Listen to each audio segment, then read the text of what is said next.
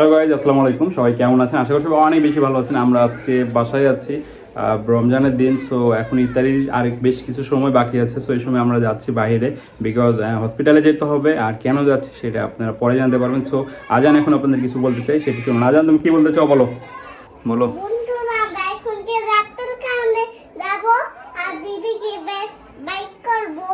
কোথায় যাবা? আজান এখন ডাক্তারখানায় যেতে চাই। তো ঠিক আছে, সমস্যা নাই, চলো ডাক্তারখানায় যাই। কে যাবে? তুমি যাবে না তোমার আম্মু যাবে? আমি যাব, তুমি যাবে, আমি যাব। কিন্তু ডাক্তার দেখাবে কে? তুমি আম্মু। আম্মু ডাক্তার দেখাবে। এই যে আমাদের রোগী পেশেন্ট দাঁড়ায় আছে এখানটায়। সো আমরা এখন হসপিটালে যাচ্ছি। সময় খুব কম, কারণ একটু পরেই ইফতারির আজান দিবে। যেহেতু শর্ট টাইম নিয়ে যাচ্ছি, তাই দ্রুত যেতে হবে। এই তো অবস্থা। আবার হসপিটালে যেয়ে দেখা হবে আপনাদের সাথে। সে পর্যন্ত সবাই ভালো থাকুন।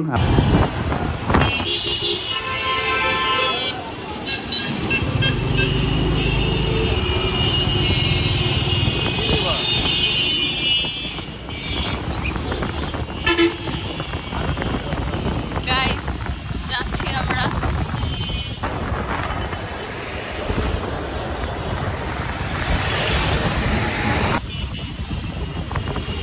মাঝপথে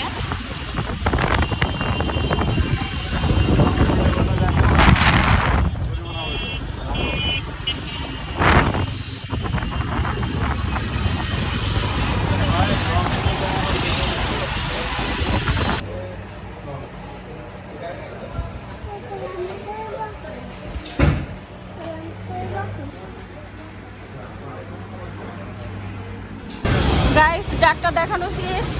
এখন আমরা বাসায় চলে যাচ্ছি। আপনাদের ভাইয়া ড্রাইভ করছে।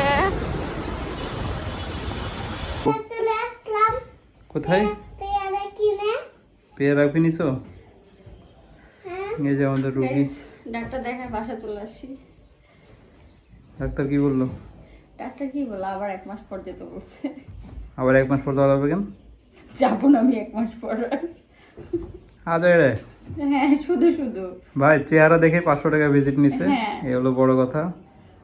কোনো ওষুধ চেঞ্জ নাই, কোনো টেস্ট নাই, কোনো রিপোর্ট নাই। ওজনটা নিলো, বাস হয়ে গেল। চেহারা দেখেও 500 টাকা নেই। ভাবছি আর যাই হোক, সমস্যা নাই, অবজারভেশনে আছে আর কি, এই কারণে নিছে। ওইটা কোনো বিষয় না। কন্টিনিউ যাইতে হবে, এটাই বড় কথা। হ্যাঁ, সুস্থ আছে, ভালো আছে, এটাই বড় কথা নাকি? সুস্থ আছে, এটা ঠিক। তো যাই হোক, সবকিছু মিলে এই অবস্থা। আবার নেক্সট ডাক্তার দেখাতে যাবে 1 মাস পরে। আজান, আর ওই যে আরেকটা। হ্যাঁ, শুরু হয়ে গেছে। কেডা? পেয়ারা কাটি। পেয়ারার কাঠি। বাইরে গেলে আর খাবার লাগবে, এটা তো কোনো মাপ নাই। খাও, পেয়ারা খাও।